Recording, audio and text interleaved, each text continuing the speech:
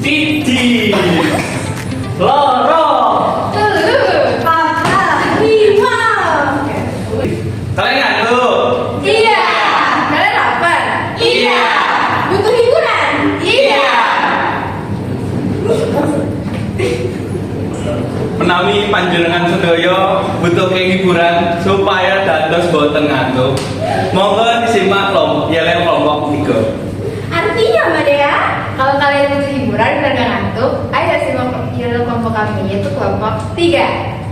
Kelompok aplikasi nyaman, paling paksa, paling tempat jiwaman, tergantung nafas lepas. Kelompok 3, pancing kali. Assalamualaikum warahmatullahi wabarakatuh.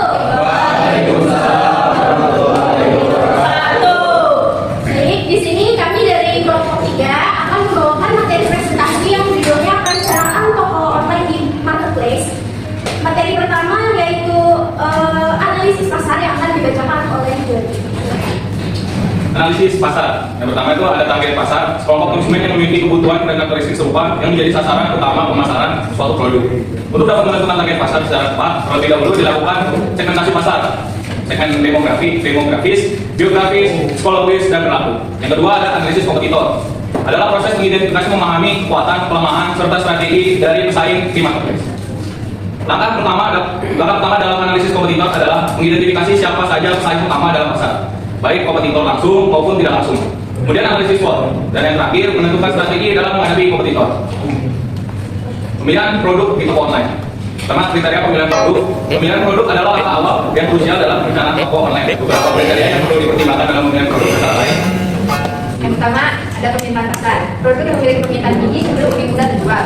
Pemilik toko bisa memanfaatkan data tren dari Google Trends, Tokopedia Top Search, People List, dan sebagainya. Yang kedua ada kompetisi.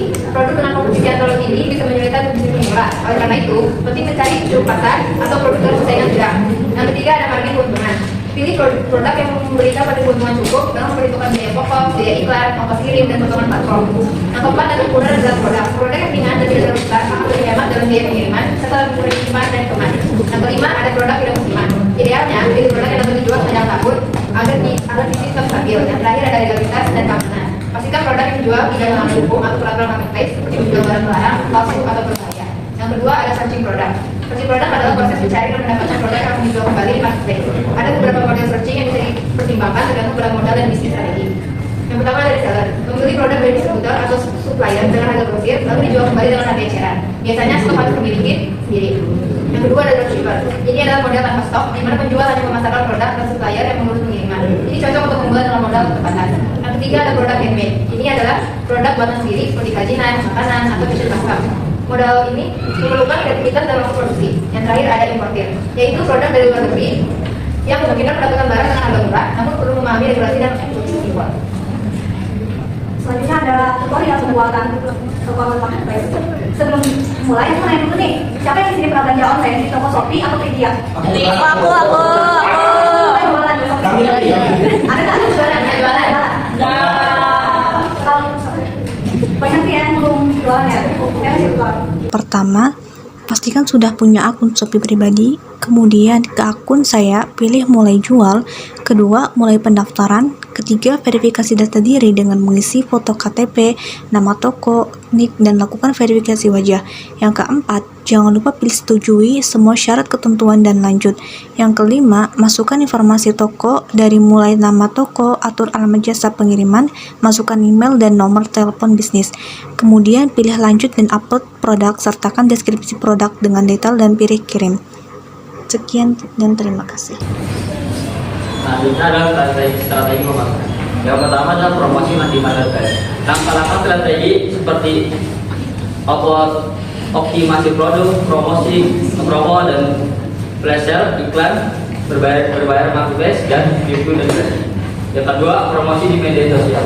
Langkah-langkah strategi seperti promosi di media sosial, kualitas dan konsisten, hashtag populer dan trendy, kolaborasi dengan influencer, serta live Shopee dan video demonstrasi. Yang ketiga, customer service yang andal. Langkah-langkah strategi service seperti produk servis yang handal, respon cepat dan ramah, personalisasi pelayanan, program loyalitas dan membership, serta follow up dan feedback. Baik, selanjutnya ada evaluasi dan pengembangan usaha operator. Evaluasi merupakan proses sistematis untuk menilai kinerja bisnis dengan membandingkan antara rencana yang telah ditetapkan dengan hasil yang sudah dicapai. Aspek-aspek yang perlu dievaluasi itu meliputi yang pertama kinerja keuangan, yang kedua penjualan produk, yang ketiga kepuasan pelanggan, perkembangan pasar, sumber daya manusia, dan yang terakhir persaingan usaha. Perkembangan dalam usaha dalam konteks bisnis online tidak nyata mencakup peningkatan volume penjualan, tetapi juga adaptasi terhadap perubahan teknologi dan perilaku konsumen. Transformasi digital telah mengubah cara perilaku usaha, menciptakan, mengelola, dan mengembangkan bisnis melalui pemanfaatan teknologi cerdas, kecerdasan buatan, big data, dan internet of things (IoT).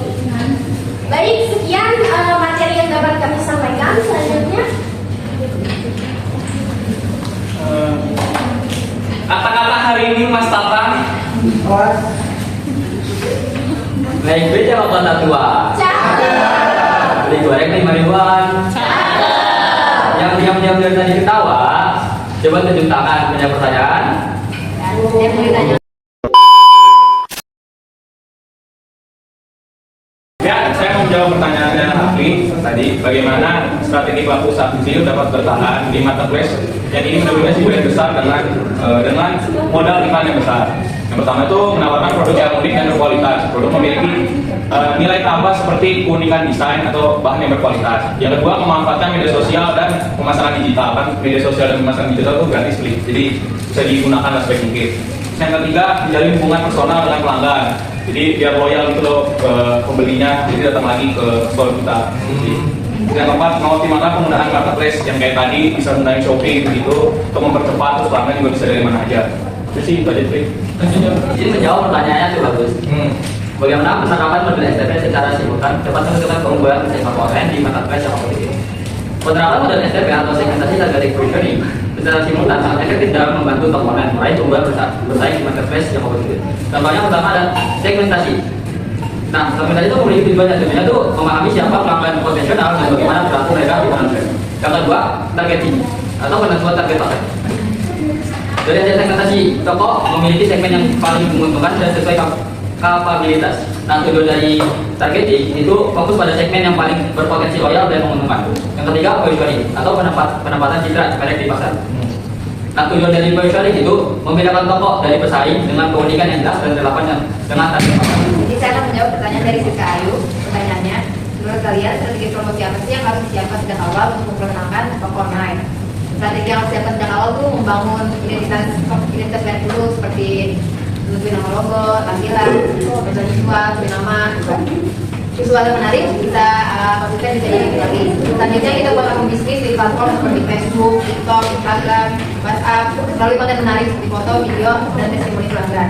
Itu juga gunain promosi seperti diskon pembukaan, gratis ongkir atau giveaway untuk menarik perhatian orang-orang. Jangan lupa optimalin toko dengan deskripsi yang jelas dan layanan pelanggan positif agar pembeli itu merasa percaya dan aman dengan toko kita, toko kalian. Saya akan menjawab pertanyaan dari mulai di sini Pak. Yang pertanyaannya, bagaimana cara mendorong motivasi dalam jalan bisnis? Kalau kita mau bikin bisnis jalan terus, motivasi itu wajib dijaga. Caranya simple, punya tujuan yang jelas, yang jadi langkah kecil, dan jangan lupa kenapa dulu kita mulai bisnis itu. Namanya bisnis juga kadang ada gagal itu hal biasa. Yang penting kita harus semangat terus, jangan mudah putus asa. Biar semangat tetap hidup. Kita juga butuh lingkungan yang positif, juga kesehatan dan rutin evaluasi supaya nggak bentuk tempat. Intinya bisnis itu malah itu bukan seperti itu. Terima kasih. Selanjutnya, saya mau jawab pertanyaan dari Puput. Tadi pertanyaannya adalah evaluasi usaha, indikator apa yang paling menunjukkan keberhasilan jangka panjang toko online? Jadi, indikator yang paling menunjukkan keberhasilan jangka panjang toko online itu adalah loyalitas pelanggan. Jadi, ada sebutan kayak pelanggan adalah raja. Ya, betul. Itu artinya tuh seberapa banyak pelanggan yang terus-menerus kembali membeli produk dari toko kalian. Itu kalau banyak orang yang suka, yang belanja karena kita kasih loyalan kepada pelanggan itu, jadi banyak kan beli lagi gitu. Nah, kalau misalnya pelanggannya udah loyal, jadi dia bakalan nggak segan-segan mempromosikan produk itu atau toko itu kepada orang-orang lain. Jadi itu menjadi suatu strategi marketing juga, promosi. Karena mereka tuh lebih sering merekomendasikan, karena belinya di toko kalian, jadi rekomendasinya toko kalian bagus gitu, direkomendasi juga teman lain atau hubungan lain gitu. Jadi bukan cuma soal banyaknya penjualan dalam sekali waktu, tapi tentang membangun usaha yang kuat dan bertahan lama dengan pelanggan lainnya. Terima kasih. Terima kasih.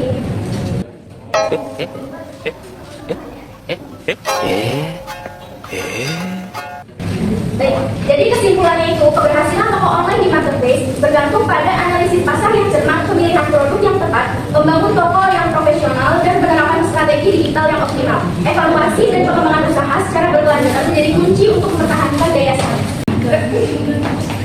Di sana ngantuk, Di sini ngantuk. di tengah-tengah Ada kelompok 3. si Raffi bingung, Si Alvin bingung. yang penting dapat